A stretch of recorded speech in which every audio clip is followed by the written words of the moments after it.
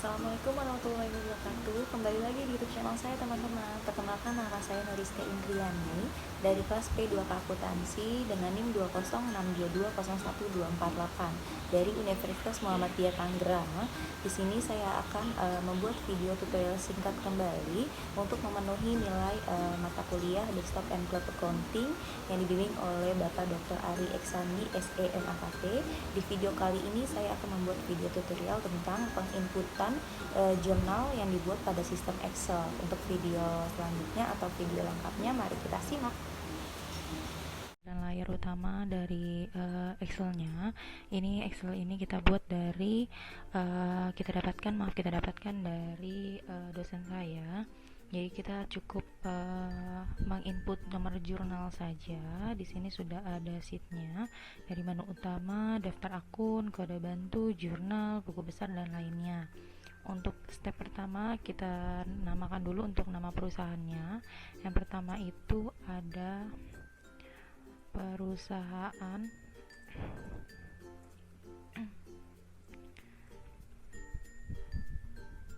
konsultasi Nyonya Rahma Lulu.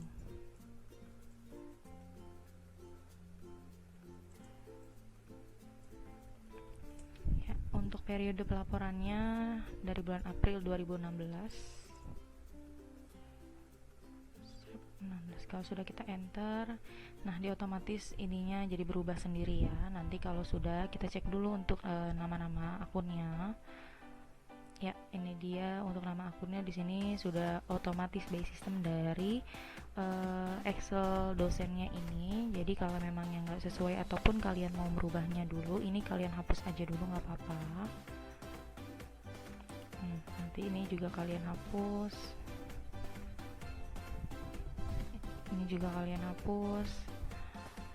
Nah, kalau sudah ini kalian buat dulu untuk kode akun, nama akun, pos saldo dan pos laporannya sama dengan saldo awal debit sama sampai dengan saldo awal akhir. Saldo awal kredit.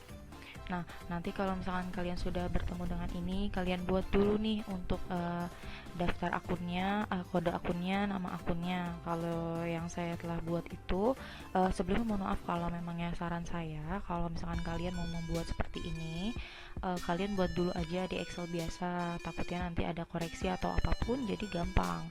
Jadi kalau saya sebelumnya sudah buat juga di Excel, jadi nanti kita tinggal input aja ke sini. Kode akun yang pertama itu ada di sini 1 strip 10.000, 1 nolnya 4 kali. Kalau sudah nama akunnya kita tap.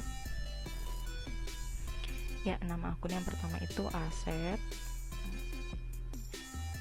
Di sini untuk pos saldonya itu kita cukup klik yang tanda panah ke bawah ini. Nah, kalau ini aset kita strip. Untuk pos laporannya juga kita strip. Ya, kita lanjut untuk kode akun yang kedua, itu kita lanjutkan aja. Untuk yang dari atas ini kan 10000. Jadi yang bawahnya ini 1 strip 1 nolnya 3 kali.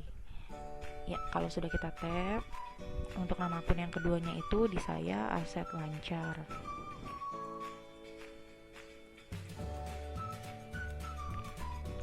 Kita tap lagi.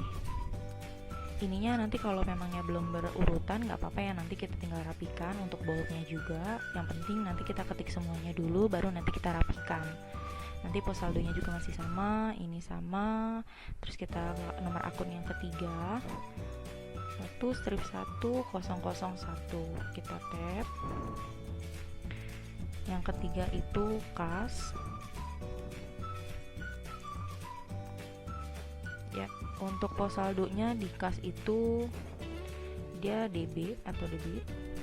Untuk pos laporannya itu dia NRC. Nah, untuk kode akun yang keempat itu kita tinggal urutkan aja 1 strip 1002, kita tap. Yang selanjutnya itu piutang usaha.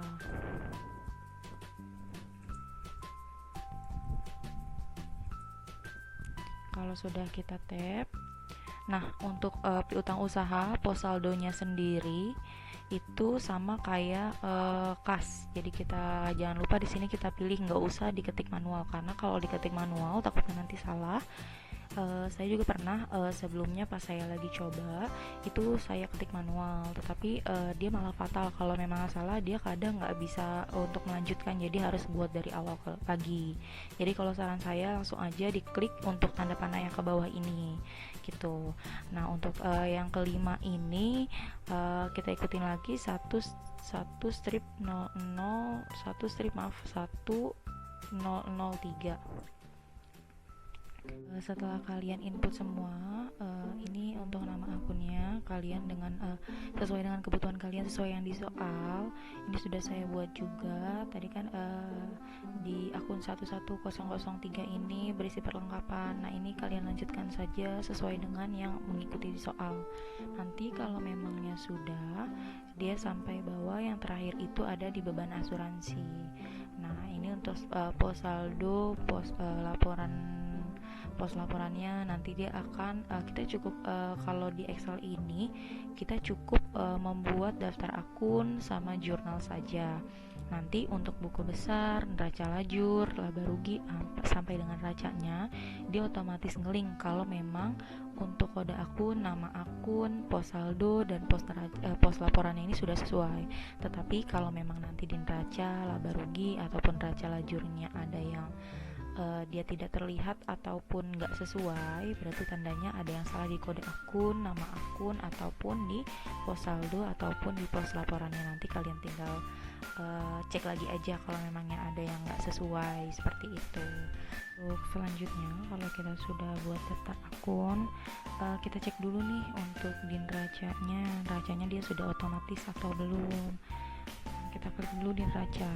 Nah ini dia, ini kan sudah semua terinput, tetapi untuk di liabilitasnya ini di sini belum terinput, masih hashtag N garis miring A.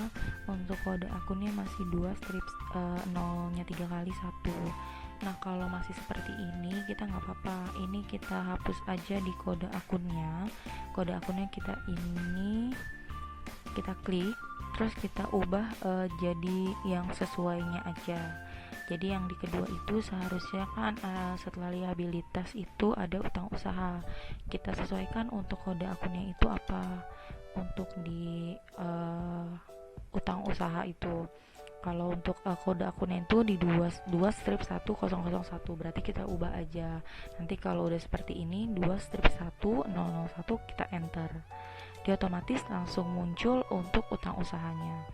Untuk yang di bawahnya lagi, kalau sudah di sini ada kita lanjutkan aja, tinggalkan yang di liabilitasnya itu ada 2000, 20.000, bawahnya itu 21001, bawahnya itu harusnya berarti 21002. Kita hapus lagi, kita ganti 1, kita enter. Nah pendapatan diterima di muka. Untuk liabilitasnya ini cukup ada 3 aja, liabilitas, utang usaha, sama pendapatan diterima di muka. Nah untuk yang ini gimana? Ini kita blok aja ya. Ini kalau sudah diblok kita delete aja dari menu keyboard laptop kalian ataupun PC kalian ya. Kalau sudah seperti ini kita lanjut ke bawahnya. Yang ekuitas pun sama untuk caranya. Yang ini kita ganti untuk kode akunnya, karena harusnya kan ekuitas itu di bawahnya modal dari Nyonya Rahmatnya. Jadi di sini kita ganti dengan depannya 1.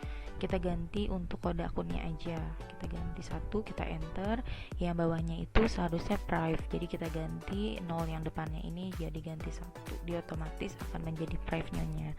Setelah seperti ini, untuk kode akun sudah sesuai semua dan nama akun sudah sesuai semua, kita lanjut lagi. Untuk selanjutnya kita akan membuat jurnal. Nah ini jurnalnya masih kosong ya. Yang ini nanti kalau kalian masih mau hapus aja nggak apa-apa, kita delete dulu aja.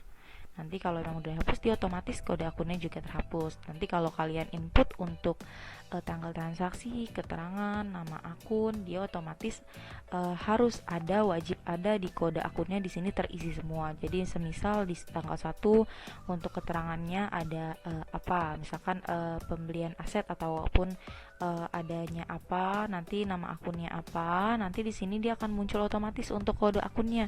Kode akunnya ini harus semuanya muncul. Kalau memang yang nggak muncul, nanti dia tidak ngeling atau tidak muncul di neraca ataupun di laba ruginya. Seperti itu. Sebelum kita lanjut ke jurnal umum, kita lanjut dulu untuk cek laba rugi. Nah, laba ruginya pun sama, kita belum diubah ataupun belum dirapikan sesuai dengan yang kita sesuaikan yang di saldo. Soal maaf, kita harus sesuaikan dulu semuanya, harus yang sesuai di soal.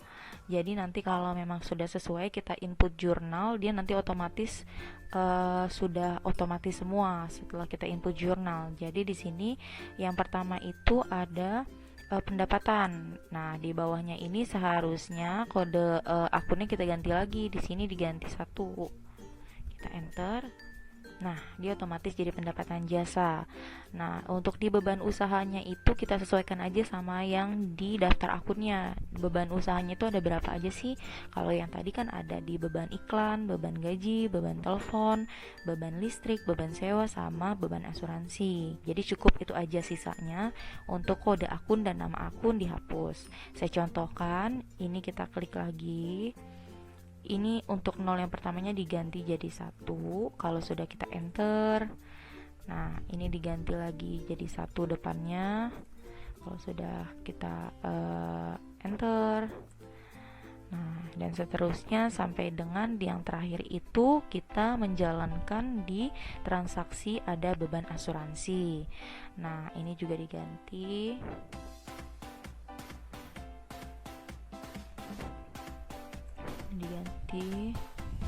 Kalau nggak salah beban asuransi itu ada di 51006 misalnya. Jadi untuk yang di terakhir itu di beban usahanya ada beban asuransi. Nah, sisanya ini kalau memangnya tidak dipakai karena memang di soalnya cukup sampai dengan beban asuransi, ini kita hapus aja untuk kode akun dan nama akunnya. Untuk penghapusan untuk kode akun atau nama akunnya sama seperti yang di neraca tadi. Jadi kalian blok dulu dari kode akun sama nama akun.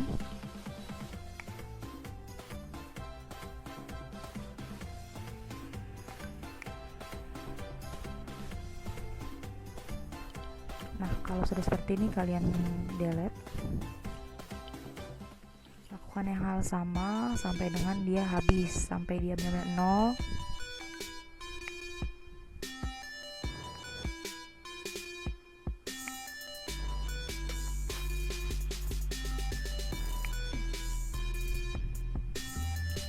Ya, ini dia setelah kita delete, ini sudah kosong semua dan sudah sesuai ya sama yang di soal kita, karena yang terakhir beban asuransi.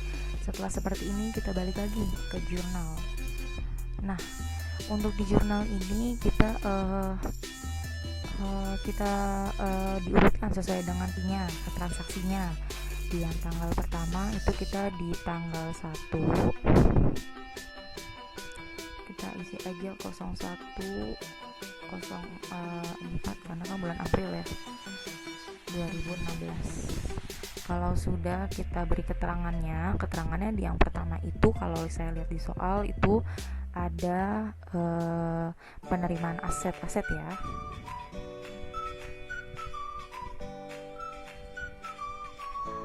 Penerimaan aset. Nah, untuk penerimaan aset untuk nama akunnya di situ tadi terteranya yang pertama itu ada kas.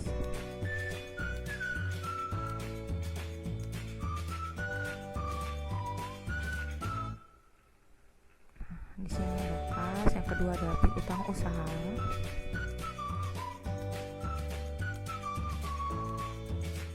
Nah, ini pun kalian nggak bisa langsung ngetik manual ya. Kalau saran saya kalian cari aja seperti ini.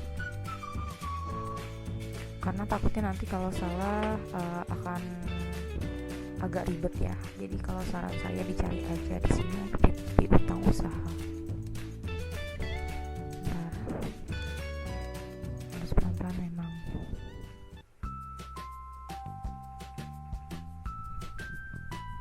Nah, ini dia piutang usaha. Kas piutang usaha, perlengkapan.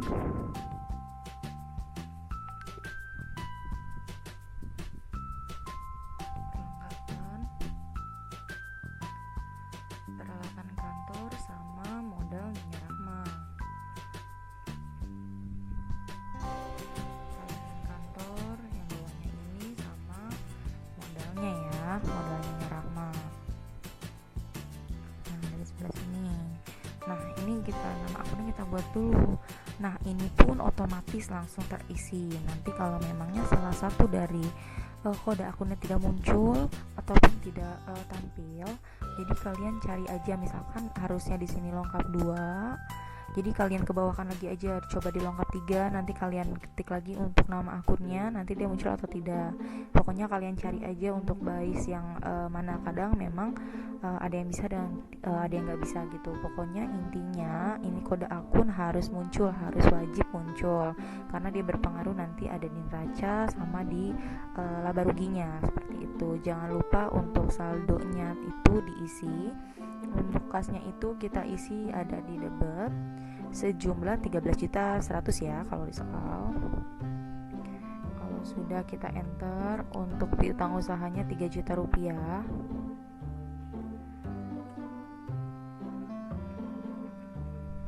Maaf. Untuk perlengkapannya 1.400.000 nilainya. Untuk peralatan kantor di nominal 12.500.000. Nah, untuk modal Nyonya Rahma Lulu itu berada di nominal 30 juta rupiah. Nah, seperti ini. Ini untuk di transaksi tanggal 1 sudah selesai. Kita lanjut lagi nih, di tanggal 1 masih ada transaksi apa sih? Untuk di tanggal 1 yang selanjutnya itu ada transaksi untuk membayar sewa. Bayar sewa berapa lama di sini kalau kita lihat ada untuk pembayaran sewa selama 3 bulan ya. Nah, kalau sudah kita lengkap 1 berarti adanya di sini. Tanggalnya masih sama berarti ya. Di tanggal 1 bulan 4 2016. Kalau sudah kita tap.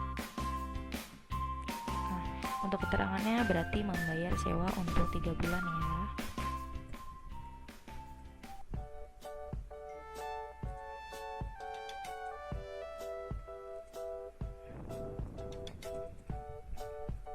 Untuk 3 bulan, ataupun kalau keterangannya mau membayar untuk sewa aja nggak apa-apa.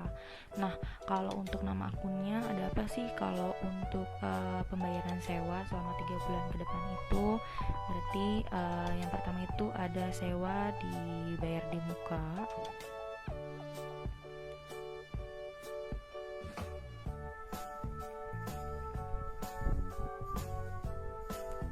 Sewa dibayar di muka pada kas.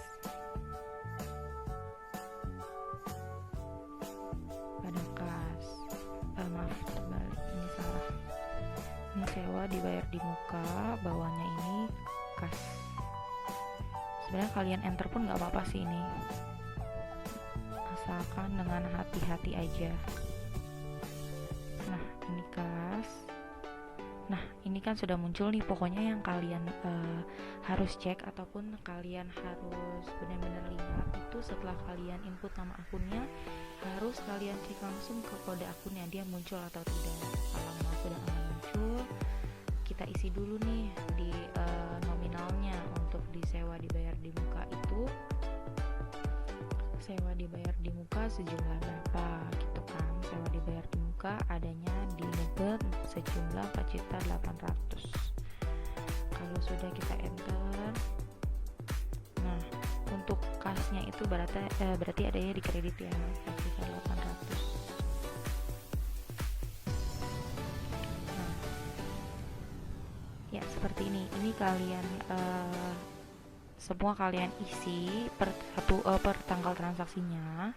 Nanti kalau sudah semua kalian cek dulu sudah balance atau belum, seperti itu. Kalian ikutin aja. Nah, kita lanjutkan aja. Di sini ada di transaksi di tanggal 2. Di tanggal 2 itu kalau di soal ada membayar premi asuransi kerugian dan kebakaran untuk properti sejumlah 1.800.000 tanggal 2. Berarti untuk keterangannya di sini membayar premi asuransi. Nah, untuk nama akunnya premi asuransi pada kas. Ini kode akunnya sudah muncul. Untuk jumlah premi asuransinya di debit 1.800.000 dan di kasnya di kredit 1.800.000. Kita lanjut lagi. Nah, di sini ada di tanggal 4. Di tanggal 4 itu ada menerima kas dari klien sebagai pembayaran di muka untuk jasa yang akan diberikan dan dicatat sebagai pendapatan diterima di muka 5 juta rupiah. Nah, berarti di sini ini ada penerima pendapatan diterima di muka. Nah, untuk keterangannya ini sudah saya ketik. Berarti kalau ini penerimaan pendapatan diterima di muka berarti kas pada pendapatan diterima di muka. Nah, untuk kasnya ini ada di debit 5 juta rupiah dan untuk pendapatan diterima di mukanya di kredit ada 5 juta rupiah. Setelah itu ada lagi nggak sih di transaksi di tanggal 4 ya, kita cek. Di sini sih kalau di soal langsung di tanggal 5. Di tanggal 5 ini ada membeli tambahan peralatan kantor secara kredit dari data media 2 juta rupiah sejumlahnya. Berarti di sini untuk membeli peralatan ya, membeli peralatan kantor. Untuk nama akunnya berarti peralatan kantor pada utang usaha. Karena di sini keterangannya membeli tambahan peralatan kantor secara kredit berarti utang usaha. Di sini peralatan kantor di debit 2 juta rupiah, utang usahanya masuk ke kredit 2 juta rupiah. Kita lanjut lagi, berarti di tanggal 6. Di tanggal 6 ini ada di tanggal 6 ini ada menerima kas dari klien atas pelunasan piutang usaha sejumlah 1.800.000. Nah, tanggal 6 ini ada pelunasan piutang, berarti kalau pelunasan piutang itu nama akunnya itu ada kas pada piutang sejumlah 1.800.000. Nah, di tanggal kita lihat lagi untuk tanggal selanjutnya di sini ada tanggal 10. Tanggal 10 itu ada membayar tunai untuk iklan koran sejumlah Rp120.000. Untuk keterangannya membayar beban iklan karena kan di sini tanggal 10 itu membayar tunai untuk iklan termasuknya beban ya, beban iklan. Nah, berarti di sini beban iklan pada kas sejumlah 120.000.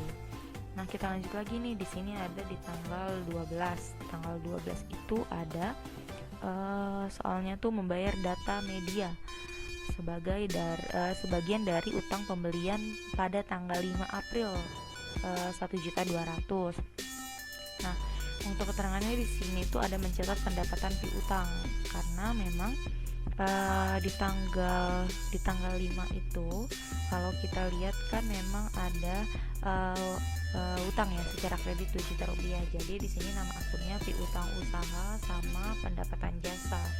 Jumlahnya menjadi 4.200.000 di tanggal 12. Nah, di tanggal 14 itu kalau kita lihat itu ada membayar beban gaji selama 2 minggu ya. Membayar beban gaji 2 minggu, resepsionis taruh waktu 750.000. Berarti di sini ada beban gaji pada kas sejumlah 750.000. Nah, kita lanjut lagi di tanggal 17. Tanggal 17 itu ada menerima kas dari klien atas honor periode 1 sampai 16 April sejumlah 6.250.000. Berarti di sini menerima pendapatan dari klien. Untuk kasnya itu nama akunnya itu kas pada pendapatan jasa. Untuk debitnya itu ada kasnya itu ada di debit 6.250.000 sejumlah yang di soal. Untuk pendapatan jasanya juga sama sejumlah 6.250.000. Selanjutnya di tanggal berapa lagi sih gitu kan? Di tanggal 18 ada membayar tunai atas pembelian perlengkapan sejumlah 800.000. Berarti di sini ada membeli perlengkapan, berarti nama akunnya perlengkapan pada kas sejumlah 800.000. Nah, sebenarnya kalau kayak gini kita tinggal ikutin aja sih sesuai dengan yang di soal. Kalau kayak gini di tanggal 20 mencatat pendapatan honor yang masih terutang untuk periode 13 sampai 20 April 2.100.000. Berarti di tanggal 24 itu ada menerima kas dari klien atas honor periode 17 sampai 24 April sejumlah 3.850.000. Nah, di sini juga sama menerima pendapatan dari klien kas pada pendapatan jasa. Berarti kalau seperti itu, di sini nominalnya di debit pada kasnya itu 3.850 sama 3.850 dikredit untuk pendapatan jasanya. Di tanggal 26 itu di tanggal 26 kita agak di enter aja ya biar gampang. Nah, di tanggal 26 itu ada soal menerima kas dari klien lagi atas pelunasan piutang, tapi ya untuk pelunasan piutang usaha sejumlah 5.600.000. Nah, di sini keterangannya menerima pelunasan, berarti pelunasan piutang dari klien. Berarti untuk nama akunnya itu kas pada piutang usaha sejumlah 5.600.000, dikredit 5.600.000. Di tanggal 27 ada membayar gaji selama 2 minggu, resepsionis paruh waktu 750.000. Di sini ada tanggal 27 itu membayar kembali gaji selama 2 minggu resepsionis, berarti beban gaji pada kas.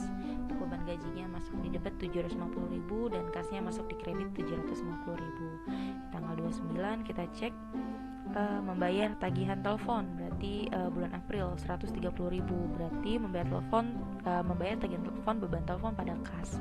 Sama seperti beban gaji tadi, masuknya beban telepon pokoknya beban adanya di debit serta kas pada kredit.